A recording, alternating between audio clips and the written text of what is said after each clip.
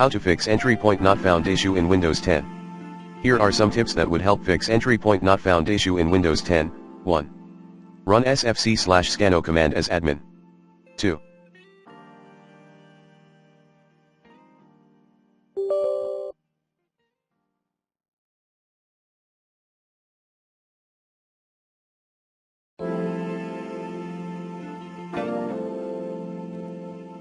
Google then manually install the DLL file as admin.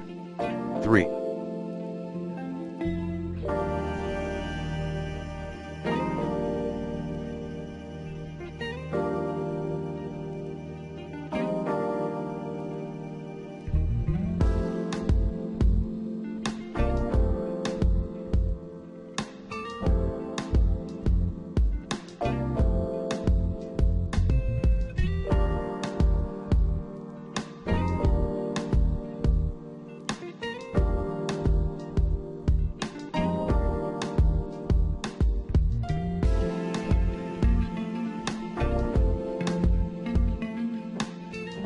Overinstall the program as admin.